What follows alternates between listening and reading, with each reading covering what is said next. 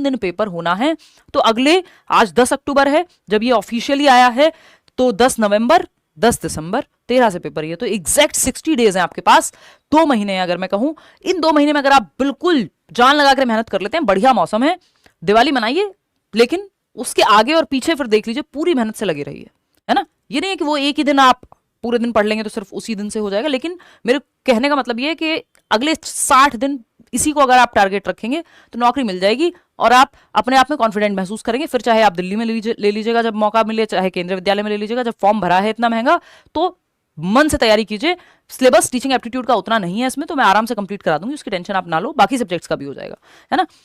तो अगर हम बात करते हैं, उसकी टेंशन नहीं लेनी है बिल्कुल भी। अभी तो मेरी एक फ्लाइट है, लेकिन मंडे ट्यूसडे मैं आपको मिलूंगी और ये हमारे इसके बैच में करियर विल ऐप पे, तब और डिटेल में डिस्कशन करेंगे। इसके अलावा जो लोग बैच में नहीं है, यूट्यूब पे हैं, तो ये हमारे इसके लिए मैंने कुछ क्वेश्चंस आपको कराए भी थे, अभी आप रिसेंटली देख लीजिएगा टीचिंग एप्टीट्यूड पे, और कि कैसे क्वेश्चंस आते हैं। बहुत मुश्किल नहीं है क्वेश्चंस टीचिंग एप्टीट्यूड के स्पेशली, तो वो मैं आपके साथ कुछ और सेशन इस पे टीचिंग एप्टीट्यूड के लिए 1 या 2 सेशन कंप्लीट, एक बड़े सेशंस ले लूंगी नेक्स्ट कमिंग वीक में।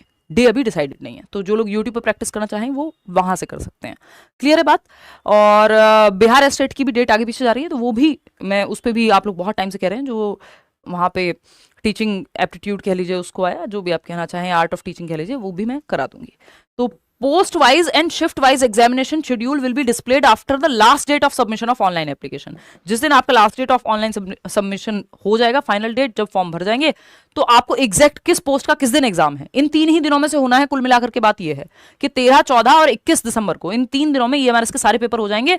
आपका कौन सी पोस्ट है और किस दिन होगा, ये क्लैरिटी जब आपके फॉर्म फिलिंग बंद हो जाएगी तब आपके पास आ जाएगी। तो आपने जो भी अपना ईमेल आईडी, मोबाइल नंबर ये सब दिया है, उस पर आप प्लीज एक्टिव रहिएगा।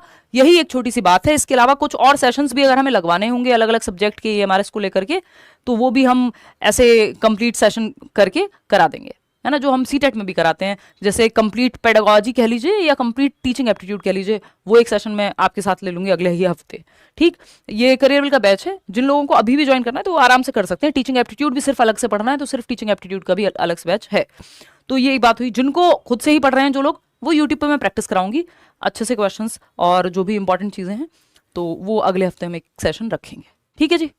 21 दिसंबर को एलटी ग्रेड का भी एग्जाम है। हाँ, ये डेट्स क्लैश होने की कई बार दिक्कत होती है, और क्योंकि ये ज़्यादातर इसी सीजन में अक्टूबर से फरवरी मार्च तक याद आता है कि पेपर लेना है ज़्यादातर संस्थाओं को, तो ये समस्या होती है। तो वो आप मेल्स वगैरह डालिए अभी से, और नहीं तो कई बार फिर प्रायोरिटी के बेसिस पे भी चूज़ करना पड़ता है, मजबूरी हो जाती है।